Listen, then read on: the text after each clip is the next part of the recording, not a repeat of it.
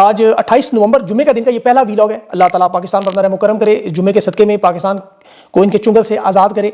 पहले आपको अहम खबरें बता दूं, फिर उसकी तफसील। अभी जहाज से उतरा हूं, 26 घंटे की फ्लाइट थी। वीलॉग आपके सामने और बहुत सी तफसीलात है, बहुत सी बातें आपसे करनी है, लेकिन वो फिर से अभी मामलात ऐसे चल रहे हैं। पहले अहम खबरें, जिसमें सुहेल अफरीदी का जो ट्रेलर एस्टेब्लिशमेंट की दौड़ें क्यों लगी, इमरान खान की जान की जमानत और गारंटियां देने पर कुरान पाक उठाने पर मजबूर क्यों हुए, मंगल तक की डेडलाइन है, फिर दमादम मस्त कलंदर है। सुहेल अफरीदी ने आज इस्लामाबाद में जो चीफ जस्टिस से मुलाकात की कोशिश की और वो आगे से भाग गया।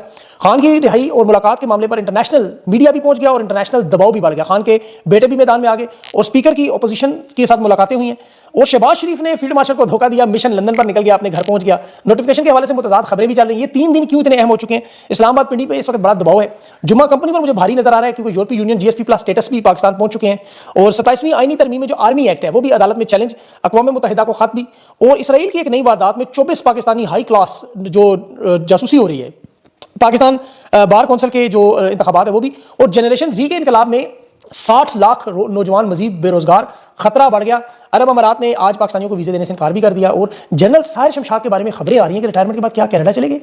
और अफगानिस्तान का मामला भी बहुत बड़ा हो गया। ताजिकिस्तान में भी ड्रोन हमला हुआ, 3 चीन के शहरी इसमें हलाक हुए, बहुत बड़ी खबर है। और व्हाइट हाउस में भी जो भी हमला हुआ उसके बाद अब ये मामला किस तरफ चलेंगे।